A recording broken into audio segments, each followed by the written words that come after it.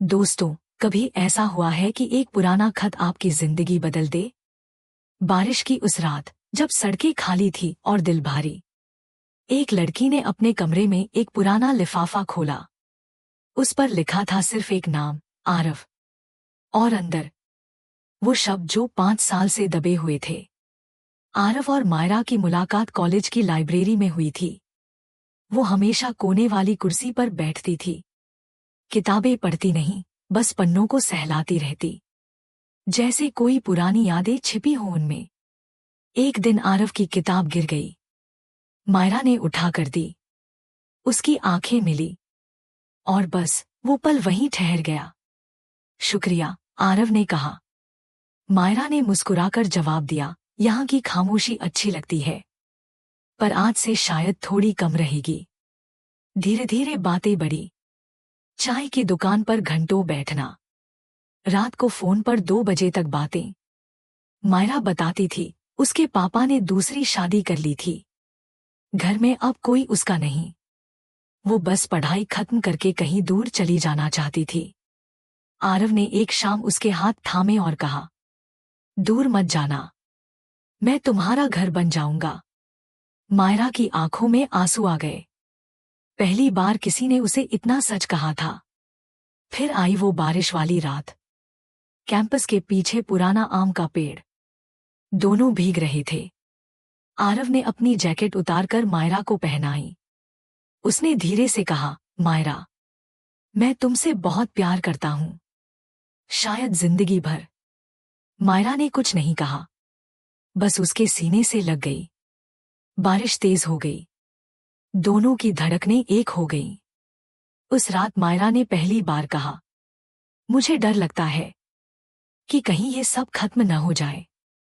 आरव ने उसके माथे पर होंठ रखे, हल्के से। खत्म नहीं होगा, मैं वादा करता हूं। पर जिंदगी ने कुछ और ही लिखा था। ग्रेजुएशन के बाद आरव को दिल्ली में जॉब मिली। मायरा के घरवालों ने उसकी शादी तय कर दी। लड़का अमीर था, अच्छा परिवार। मायरा ने बहुत रोका, बहुत समझाया, पर मां ने सिर्फ एक बात कही, बेटी, प्यार से पेट नहीं भरता, समझदारी दिखाओ। मायरा ने आखिरी बार आरव को फोन किया। रोते हुए कहा, मैं लड़ नहीं पा रही, तुम किसी और को ढूंढ लो, खुश रहो। आरव चीख पड़ा, मैं किसी और को नहीं चाहता, तुम मेरे बिना। मैं। फोन कट गया। अगले दिन मायरा का number switch off, social media पर ब्लॉक। आरव ने ढूंढा, बहुत ढूंढा, पर वो गायब हो चुकी थी। 5 साल बीत गए। आरव अब दिल्ली में अकेला। अच्छी जॉब, अच्छा फ्लैट, पर दिल में एक खाली कमरा। एक बारिश वाली रात, डोरबेल बजी। आरव ने दरवाजा खोला। वहां मायरा खड़ी थी, भीगी हुई, सफेद साड़ी में, आंखें लाल, हाथ में वही पुराना लिफाफा। आरव की सांस रुक गई। वो बोल नहीं पाया। मायरा ने धीरे से कहा, मैंने कहा था न, अगर कभी हम अलग हुए तो मैं खुद चली आऊंगी। बस एक बारिश वाली रात याद रखना। आरव के आंसू बहने लगे। मायरा ने लिफाफा आगे बढ़ाया। ये मेरी तलाक की डिक्री है। 3 साल पहले ही छोड़ दिया था मैंने वो घर, पर तुम तक पहुंचने की हिम्मत नहीं हुई। डर थी, कहीं तुमने किसी और से शादी कर ली हो। आरव ने उसे गले लगा लिया, जोर से, जैसे कभी न छोड़ेगा। मैंने किसी और को देखा ही नहीं, मायरा।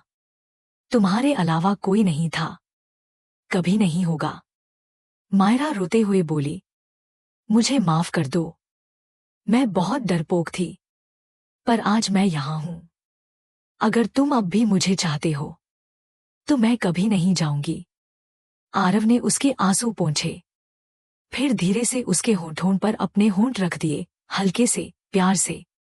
बारिश और तेज हो गई। खिड़की खुली थी, बूंदें अंदर आ रही थी, पर इस बार दोनों को ठंड नहीं लग रही थी, क्योंकि वो एक दूसरे में ही घर ढूंढ चुके थे। आरव ने उसके कान में फुसफुसाया, अब वादा करो, कभी मुझे छोड़कर नहीं जाओगी। मायरा ने उसकी उंगलियां थामते हुए कहा, अब वादा नहीं, ये मेरी जिंदगी का सच है। तुम मेरे बिना अधूरे हो और मैं तुम्हारे बिना। बारिश रुकने का नाम नहीं ले रही थी, पर दोनों के लिए वो रात अब डरावनी नहीं थी। वो उनकी आखिरी अकेली रात थी। अब हर बारिश साथ बितानी थी। दोस्तों, कभी कभी प्यार को ढूंढने के लिए खोना पड़ता है, पर जब वो लौटता है तो वो पहले से ज्यादा मजबूत होता है। अगर आपका भी कोई ऐसा प्यार है तो आज ही उसे याद करो। शायद वो भी कहीं बारिश में खड़ा हो, आपका इंतजार कर रहा हो। कमेंट में बताओ, क्या आपने कभी ऐसा खत लिखा है या कभी किसी को खोया और फिर पाया? लाइक करो, शेयर करो और सब्सक्राइब कर लो, क्योंकि अगली कहानी और दिल छू लेगी।